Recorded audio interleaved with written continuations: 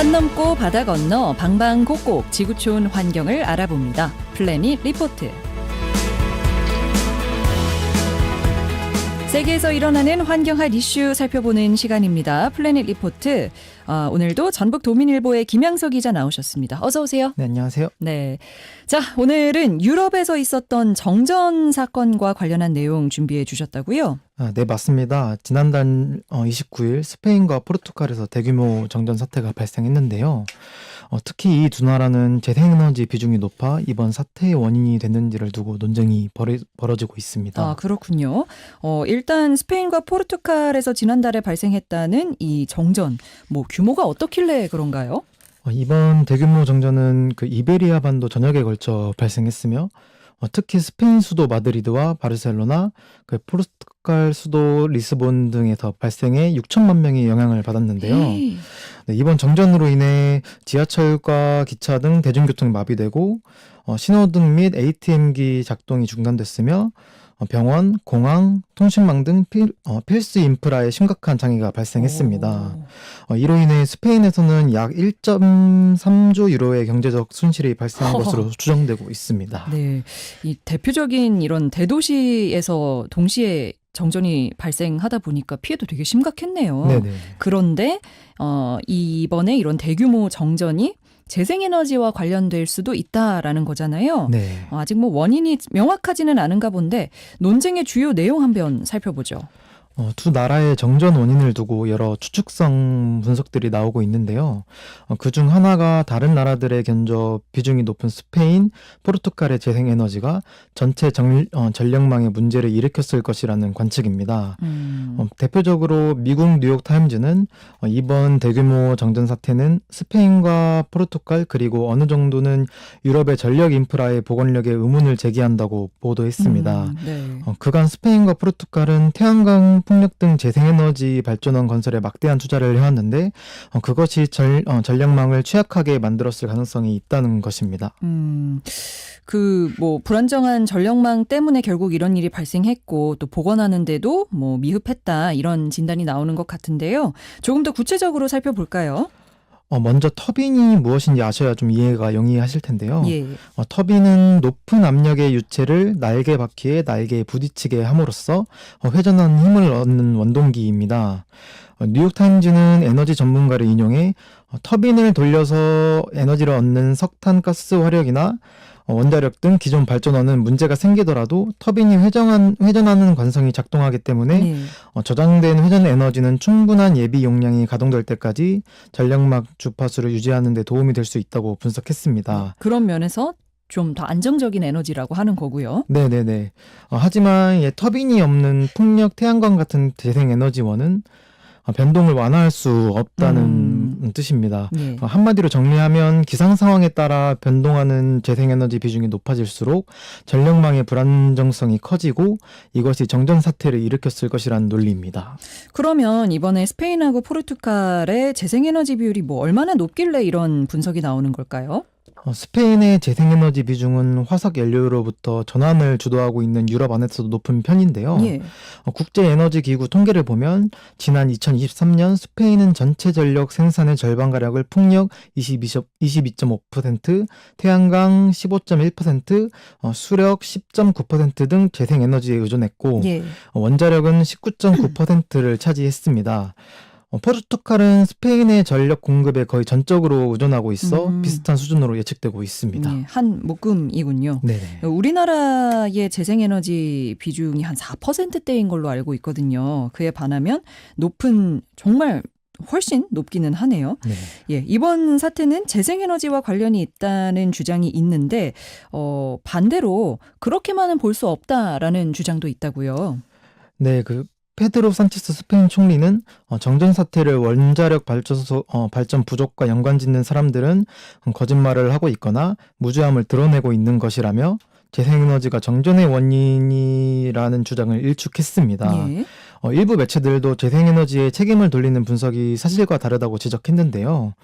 영국 가디언은 스페인 전력망은 재생에너지 생산량이 매우 높은 경우가 많기 때문에 재생에너지 공급량의 변동이 원인일 가능성은 낮다는 에너지 전문가의 말을 인용해 풍력 태양광 발전량 증가로 인해 전력망에 과부하가 걸렸다는 추측은 사실이 아닌 것으로 보인다고 보도했는데요. 네네.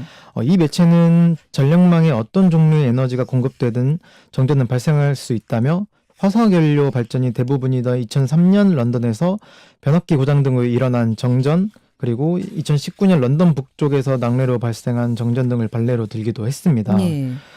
또 키스벨 연구 스트라스 클라이드대 전자전기공학 교수는 에너지를 어디에서 공급받는지는 그리 중요하지 않으며 안정적인 전력 공급을 보장하기 위해서는 엔지니어링을 제대로 구축해야 한다고 말하기도 했는데요. 예. 즉 어떤 발전원을 쓰느냐보다 전력망을 어떻게 잘 구축하느냐가 안정적인 전력 공급의 핵심이라는 점이란 얘기입니다. 그러니까 발전원 때문에, 그러니까 그게 뭐 화석연료든 재생에너지든 아니면 원자력이든 발전원 하나 때문에 이런 큰 정전이 일어났다고 보기에는 좀 비약이 있다라는 이야기인 것 같고요. 아직까지 원인이 정확하지 않은 상황에서 뭐 이런저런 추측이 나오는 거는 조심할 필요가 있어 보입니다. 한편으로는 근데 뭐 이게 재생에너지 때문이다 이런 주장이 나오고 있다 보니까 재생에너지가 불안정해서 이거 정전으로 이어지는 것 아니냐라는 인식에 이 에너지 정책 부분도 좀 영향을 미치지 않을까 우려되는 부분은 있는데요. 이번 사태와 관련해서 국내에서는 뭐 어떤 입장이 나온 게 있을까요? 이현석 에너지 정의행동 정책위원은 이번 정전 원인을 전력망이 아닌 발전원, 즉 재생에너지 비중에서 찾는 건 전화가 안 터지는데 이게 통신망의 문제인 거냐, 휴대전화 자체의 문제인 거냐를 제대로 구별하지 못하는 것이다라고 비유했는데요. 다만 이제 그동안 흔히 발전기만 전환하면 재생에너지 전환이 이루어질 것처럼 얘기해왔는데 이번 사태는 전력망을 제대로 구축하고 관리하는 것이 중요하다는 것을 일깨워준다고 짚었습니다. 그렇군요. 이 재생에너지 전력 시스템에 미치는 구체적인 영향은 뭔가요? 먼저 변동성과 간헐성 관리 문제를 말씀드릴 수 있는데요. 태양광은 해가 떠야 하고 풍력은 바람이 불어야 전기를 만드는데 예측은 할 수 있지만 항상 일정한 양의 전기를 생산하지는 않습니다. 예. 이처럼 발전량이 다르다 보니 우리 전력 시스템 전체의 균형을 맞추기가 훨씬 까다로워집니다. 예. 그러다 보니 전력망 안정성 확보가 중요한데요. 재생에너지가 늘면서 전력 흐름이 기존의 중앙 집중식에서 분산형으로 바뀌고 있어 전력망에 걸리는 부하가 달라지고 주파수나 전압을 일정하게 유지하는 데 더 세심한 기술이 필요해지고 있습니다. 예. 이 외에도 재생에너지의 변동성을 보완하기 위해 꼭 필요한 에너지 저장 시스템 등의 지원 설비의 중요성 증대와 기존 발전소 운영의 변화도 필요해지고 있습니다. 네. 즉 재생에너지 증가는 우리 전력 시스템을 더 친환경적으로 만들고 있지만 동시에 시스템의 유연성, 안정성, 그리고 보안 인프라 구축이라는 새로운 과제를 안겨주고 있습니다. 그러니까요. 이게 뭐 전력망이나 저장소 같이 그 재생에너지 발전원 자체를 뒷받침할 여러 가지 인프라도 같이 높아져야 하는데 그런 부분이 좀 미흡하다 보니 이런 사태로 이어진 것 아니냐라는 분석이 있는 것 같습니다. 그래도 이제 재생에너지 같은 경우에는 자연의 영향을 받을 수밖에 없잖아요. 네. 그렇다 보니까 안정성에서는 조금 더 보완이 필요하다는 지적은 늘 있어 왔는데요. 그만큼 대비가 중요해 보이거든요. 재생에너지 비중이 이미 높은 국가들은 이런 정전 문제 어떻게 관리하고 있나요? 먼저 성공적으로 관리하고 있는 사례로는 독일이나 덴마크 등의 유럽 국가들이 있는데요. 이 나라들은 일찍부터 재생에너지 비중을 크게 늘려왔습니다. 예. 이 나라들의 공통점은 전력망 자체를 강화하고 현대화하고 있다는 점인데요. 재생에너지 발전소는 주로 해안가나 바람이 좋은 지역에 많고 소비지는 도시와 떨어져 있는 경우가 많기 때문에 전기를 잘 보내기 위한 송전망을 확충하고 전력 흐름을 더 유연하게 관리할 수 있는 스마트 그리드 기술을 적극적으로 도입하고 있습니다. 예. 또 주변 국가들과의 전력망 연계를 중요하게 생각하고 있는데요. 덴마크는 바람이 많이 불어 전기가 남을 때는 노르웨이처럼 수력 발전 비중이 높은 나라에 전기를 팔고, 바람이 안 불 때는 그 나라에서 전기를 사오는 식으로 서로 보완하며 안정성을 유지하고 있습니다.